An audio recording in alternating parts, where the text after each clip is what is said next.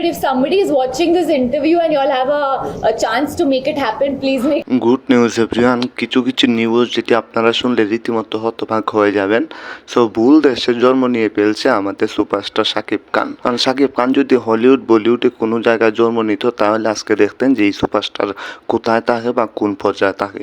কারণ বাংলাদেশে জন্ম নিয়েছে তো এই কারণে হচ্ছে এই শাকিব খানের কোনো ধক্কা দেয় না মানুষ বা তেমন একটা খেয়াল করে এমন কিছু বলে কিন্তু রীতিমতো আলোচনায় আসলেন বলিউডের জনপ্রিয় নায়িকা, আপনারা আমার সবার পরিচিত নায়িকা পূজা Hegde. It happen. I'd like to thank the media today for. পূজা হেগড়ে বলেন যে শাকিব খান যদি আমাদের দেশে জন্ম নিত তাহলে আজকে নাম্বার 1 স্টার থাকতো। শাকিব খানকে নিয়ে হচ্ছে বিগ বাজেটের কিছু করা হইতো।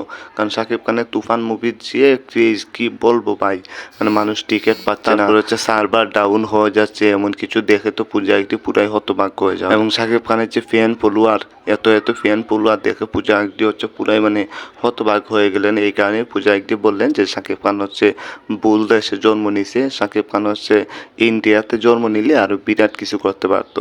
তো শাকিব খানের সাথে দেখা করবেন পূজা হেগড়ে, শাকিব খানের সাথে হয়তো কথাবার্তা বলবেন, শাকিব খানের সাথে নাকি মুভি করবেন, এমন কিছু এখন চারদিকে